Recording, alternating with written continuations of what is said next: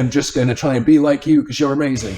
In this video, we will be talking to Guitar Hero designer Rob Key about his best and worst experiences in the games industry.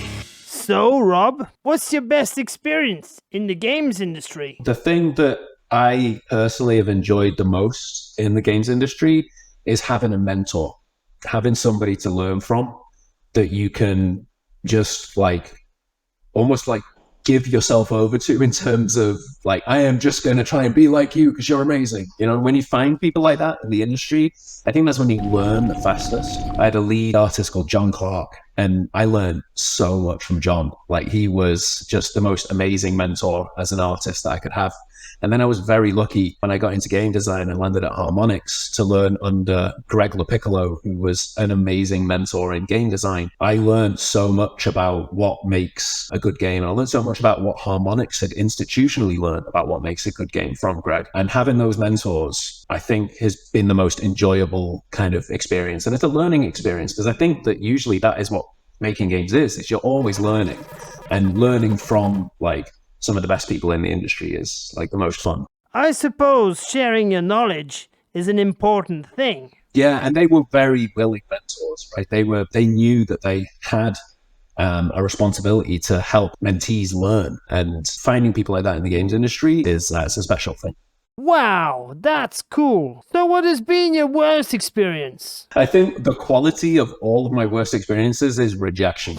When you feel right from when you're starting to get into the industry and you're firing your resume out and you're getting rejections left, right, and center, that it hurts, right? It hurts your heart, and you keep going, but it hurts. And then if you work on a game that's cancelled, you feel rejected as well. You're oh my God, that game didn't make it. I feel it's the opposite of validation. It's everything I put into that didn't pan out, and that hurts. You can also release a game, by the way, still have that feeling of rejection if people don't get into it, they don't like it, or it gets poor review scores, or people just don't buy it that much. Those rejection moments are the hardest, I think, emotionally in games, but you just keep going, right? That's the trick of it, is you kind of roll in the dice on all of this. You don't quite know how things are going to work out, but as long as you keep going.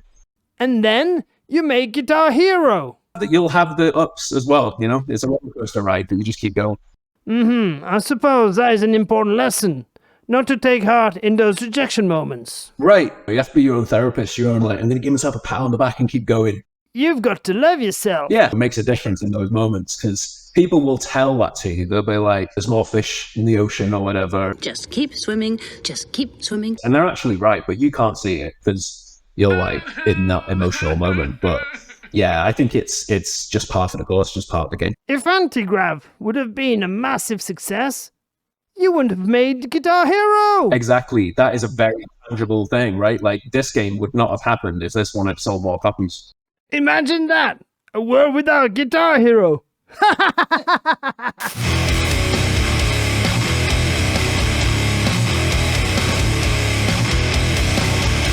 Press here if you want to find out how the video games industry is evolving.